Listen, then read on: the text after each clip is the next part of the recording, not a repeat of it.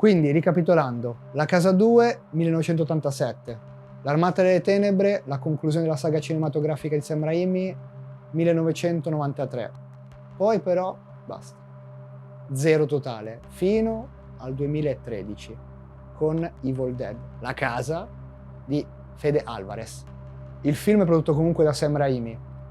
Fede Alvarez aggiorna la sceneggiatura. Il pretesto infatti del cottage, la vacanza tra amici, trovare il libro, la registrazione va bene negli anni 80, inizio anni 90, e lui lo sapeva, lo sa la produzione. Quindi si va nel cottage con un altro obiettivo. Un gruppo di amici va lì per far disintossicare dalla droga la protagonista. Il format è più serio, tutto parte in un modo ben calibrato. Man mano però si va verso quello che è Evil Dead. L'assurdità, l'esasperazione visiva, la cattiveria. È un ottimo remake. Io lo considero uno dei migliori remake mai fatti. Probabilmente perché dietro la telecamera, tra i produttori, c'è comunque Sam Raimi, i produttori originali. C'è un ottimo make-up e il livello tecnico è altissimo. Questo secondo me è quando un remake funziona. Si tiene lo stesso tipo di concept del film originale, però si fanno delle variazioni e delle modifiche. Si aggiorna la trama, i personaggi, quindi non c'è Ash, non ci sono i personaggi dei primi film. Il tutto è aggiornato al 2013. Questa è stata una validissima operazione cinematografica. La gente era contentissima, il pubblico,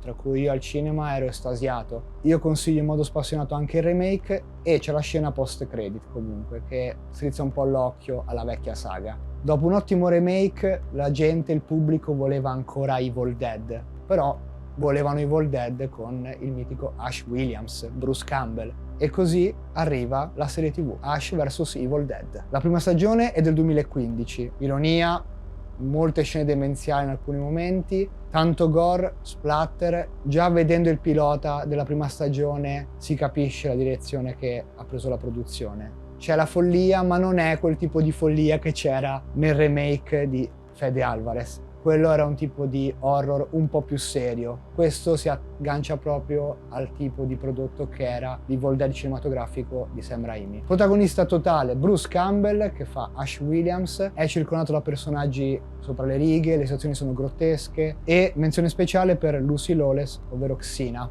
terza collaborazione con Sam Raimi. La saga, come dicevo, va spedita, parte in quarta, e il tono è quello della Casa 2 / L'Armata delle Tenebre. Se vi è piaciuto tantissimo il remake, io vi consiglio comunque la visione anche di questo, però è un tono totalmente diverso. La storia funziona, non è un pretesto, è che funziona ed è un diretto seguito dei capitoli precedenti di Sam Raimi, quindi il personaggio va avanti, nuove sfide. La prima stagione l'ha presa col botto di ascolti, la seconda è andata benissimo, la terza stagione ha avuto un crollo. Questo ha fatto frenare comunque tutto il progetto. Dico questo perché la terza stagione ha un finale in parte aperto. Conclude una parte della storia, ma c'è la possibilità di andare avanti. Io onestamente da fan avrei fatto un episodio conclusivo o comunque un minifilm. Se dovessi dire qual è il mio preferito dei progetti di Evil Dead, non è facile. Togliamo subito il sassolino dalla scarpa. Il remake, La Casa del 2013, è un ottimo film, però lo metto a parte. Comunque, parliamo di quelli di Sam Raimi come prodotti. La Casa 2 credo che vinca. La Casa 1 ce l'ho nel cuore, il primo film di Evil Dead. Non ero preparato a quello che stavo per vedere.